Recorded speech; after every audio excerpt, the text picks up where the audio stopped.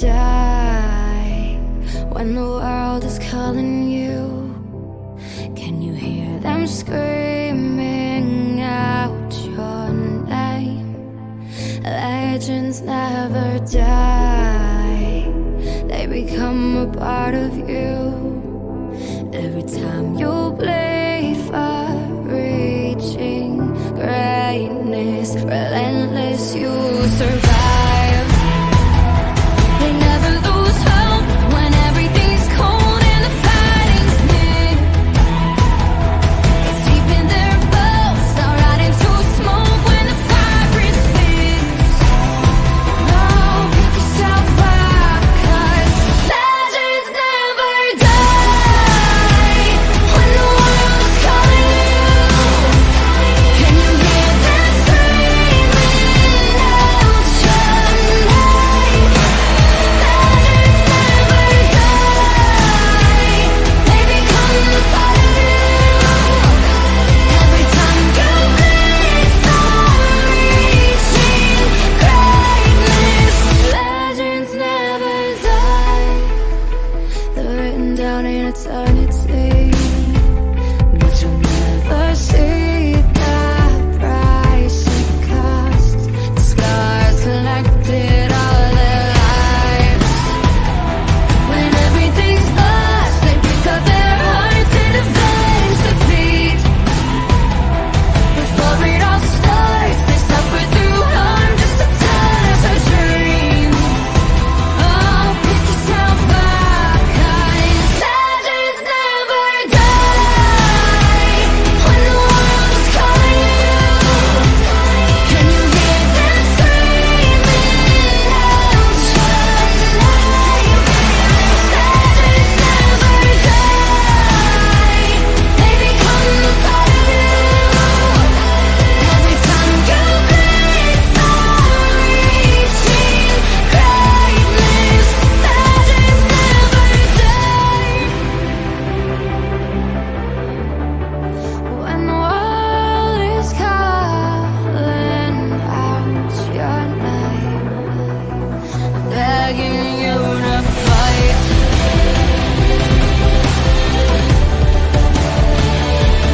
Pick yourself up, pick yourself up, 'cause legends never die when the world is calling you.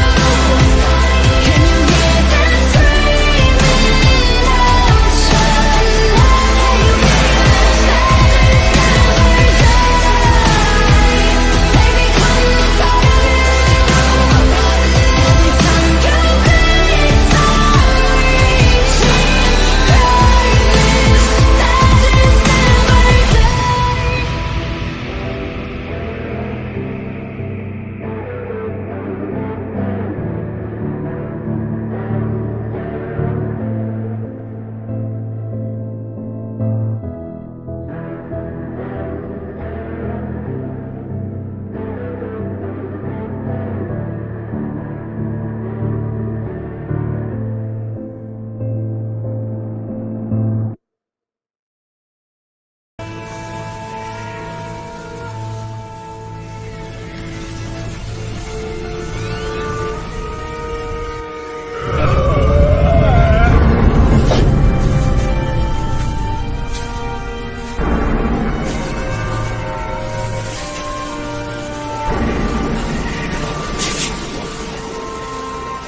What's that? What were you expecting? A body? Bodies are boring. And there are loads of them. That's not what my tomb is for. But what is the light? It's beautiful. Should I destroy it? Shut up, Strack. Doctor, explain, what is that? Tracks of my tears. Less poetry, Doctor. Just tell them. Time travel is damage. It's like a tear in the fabric of reality. That is the scar tissue of my journey through the universe. My path through time and space. From Gallifrey to Trenzalore. I don't know where I am. Clara! I just know I'm running. Sometimes it's like I've lived 1,000 lives in 1,000 places. I'm born, I live, I die. And always there's the Doctor. Always I'm running to save the Doctor again and again and again. And he hardly ever hears me. But I've always been there. Doctor? Yes? What is it? What do you want? Right from the very beginning. Sorry, but you're about to make a very big mistake. Don't steal that one, steal this one. The navigation system's knackered, but you'll have much more fun. Right from the day he started running. Run, you clever boy. And remember me. Men wonder and get confused when trying to explain these things to men. And violent attack. Something That's that no the Holy excuse. Spirit had revealed to me that should be understood now before I begin this legend is this. The things that go on in heaven do not adhere to the confines of time, for time is an aspect of creation. So to better understand what is being explained here, you must keep that in mind. For it is not exactly when events occurred in heaven by the set definitions we have of the passage of time, but more of it being where it in the unfolding of heaven's path which it was designed to accomplish. Not a higher dimensional perspective, but one would have to understand what they are trying to look upon is a 2D perspective that can be associated in comparison to how history would be if being viewed upon a scroll. Not a day-to-day and hour-by-hour chain of events, but instead a chain of events that goes forward from one event to the next and backward in the chain of events. Nothing more or less. For scientists who keep hitting that barrier of assertion point in viewing the origin of existence, the barrier you're hitting is the end of the 2D expansion era and the beginning of the 3D solid particle universe we exist in. Once you put this method of perspective into your calculations, then you will be able to unfold the expansion era to the cusp of the Big Bang's universal inertia, where you will find me hurling head over heels at the moment of the beginning. Once you cross that barrier and into the 1D moment, or best known as the moment of the word or the fusion of vibration and kinetic energy, brought into fusion by the third uncertain particle believed to be nitrogen, but was the conscious projection of the inertia constant Lucifer, bearer of the first dawn in creation, and another spiritual presence that was the Holy Spirit of the Creator, my Maker, and the true God that many seek but often do not truly know enough about him, and so do not know what they are actually looking for. Many have misconceived ideas but cannot seem to find him no matter how hard they search. But for many, all you need to do is open up and ask for him to show you some truth to him so that you know at least what to search for. That is the best I can describe him without leaving it open to intentional or even unintentional misunderstanding. If you seek him because you feel as though you do not know the true God,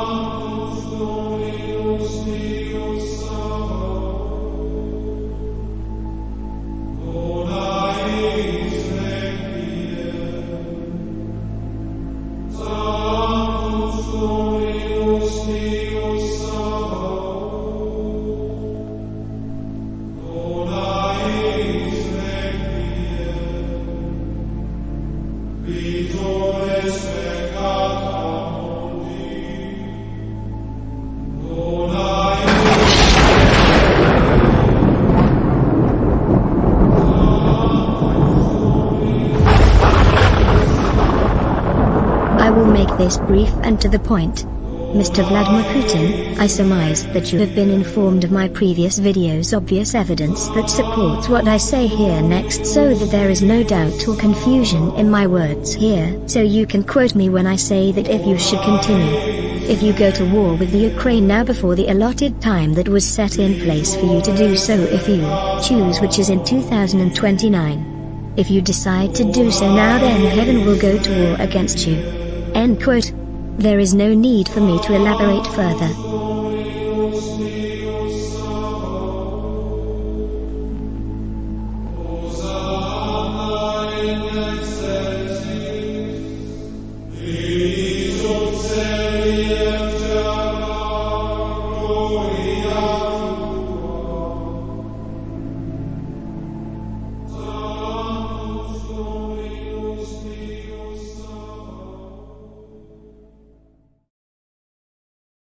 Paradise city where the grass is green and the girls are pretty.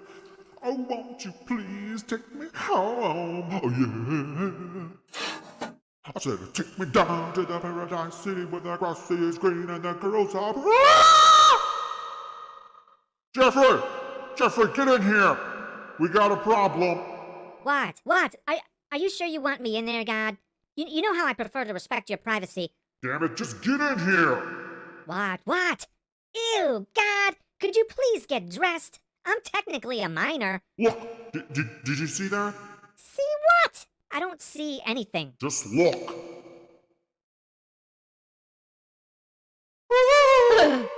No, wait, come back. Who are you? Oh. You drink up all my liquor, come on, what I'm supposed to do now? And you stop getting all that shit, come on, you gon' have to back it up. And try setting down what you have been told he is and allow yourself to open your mind and ask him to reveal some truth to you of him so that you may know what to seek to have faith in or to believe in. If what you were told was the truth, then you will be most likely led back to that truth, but if there is something more he wishes to reveal to you, then hold on to that feeling of hope and try a trust fall to see what it is he wishes you to know of him. Remember, it is the living will of God that he wishes us all to place our faith in so that we can hear and understand his will for us in the here and now, not archaic stories of him in the past. Those are not him but merely branches of him that is used to bring the many diverse walks of life to the one single path that leads to him. All rivers of every culture's beliefs will eventually lead back to join in this one path that will lead all to him that seek him.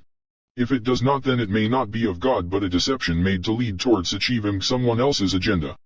All else I suggest here though is to follow what your heart, your gut feeling within tells you is the right path. For any others that still feel confused or unable to understand what I'm saying here, then to you I say that you cannot find him because you aren't really trying to find him. For those out there that seek to know what it is that Jesus spoke about when he would speak to people in the town centers, his teachings. This is it right here. This is how he spoke to people and what about. He spoke of how to find the path to his Father just as I have spoken here, and through his understanding of what was right and what was wrong he would answer the questions people truly sought answer to from a man who saw through the eyes of one who knew the right path to take and spoke with words that assured all who heard them that he knew what he was speaking about. Yet for those who came to him with deception in their hearts and intentions, then he would answer their questions with a response that was more like puzzle and confusing than anything else, and he would look them straight in the eyes and just smile. Well, you see, that is what you people get for taking what man had intended that book to be and turning it into the center of idolatry in the name of his murdered son. Even worse than that, you all exalted him as a god walking the earth, performing magic tricks. I mean miracles, that actually undermine the entire promise of the messianic coming in the first place. By the ancient scriptures of the Hebrews, of the promise that was handed down from God to Abram concerning the mercy of God and a way to not end up in the place of torment that he foresaw in his vision, where he saw a man he knew from his youth across a great gap. And he was a sinful man, greedy and such. He was in torment there, and God told him that one day he would come in the flesh of man to walk upon the earth, to eat and laugh and feel sorrow, and one day even die as one of us, to show man that he was a just and understanding God who understood our struggles, so that man may come to have faith in him above the other corrupt and harsh gods of Egypt at that time, who demanded one to be worth his weight in gold rather than living by the will of the one true God. To do this he would send his only begotten Son, who would be him in the flesh of man, mortal, to walk the earth as one of us.